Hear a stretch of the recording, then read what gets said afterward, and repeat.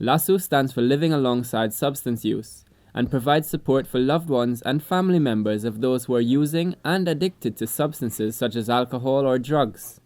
But what are some of the challenges associated with this type of group?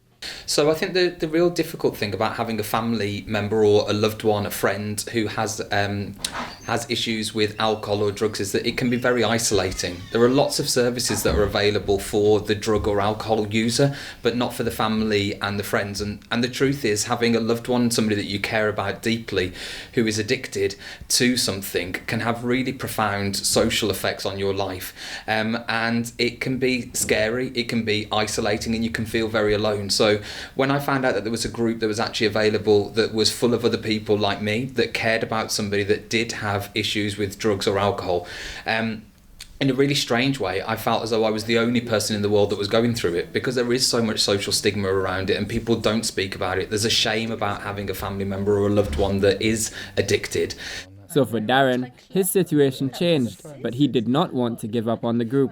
My relationship with the person that I loved changed, and it meant that the group was no longer relevant for me in the same way. I wasn't dealing with the addict in the same way as I was before.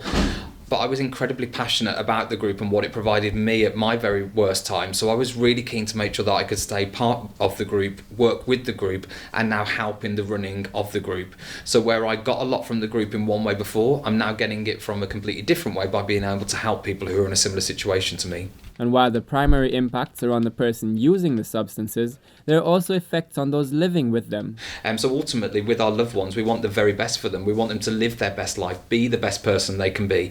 But when you interject alcohol or drugs or any substance use into that, very quickly you're watching that person change. And that can have really profound impacts on you, your relationship with that person.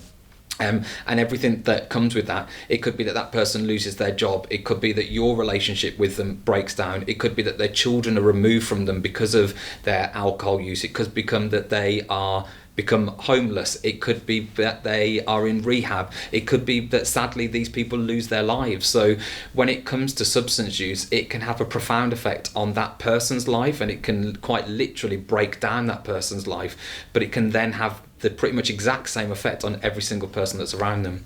And there is a fine line between caring and enabling. It also can really impact relationships, the dynamics within the relationships.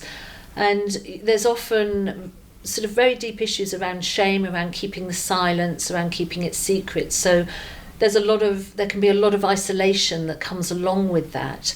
And people trying to just keep everything okay, keep it all running, keep it all going. And often what someone will end up doing is really almost over supporting. So there's a real fine balance between supporting their loved one, but enabling the substance use to continue. And so the dynamics, the relationships can become quite warped. But the group is not just based on what happens in the substance user's life. There's no limitations. So it might be that somebody's loved one is in full active addiction. It might be that someone's loved one is actually in recovery. The group is there for the individual, so it's not dependent on what's happening in the life of the substance user. Ian Sheridan, That's TV.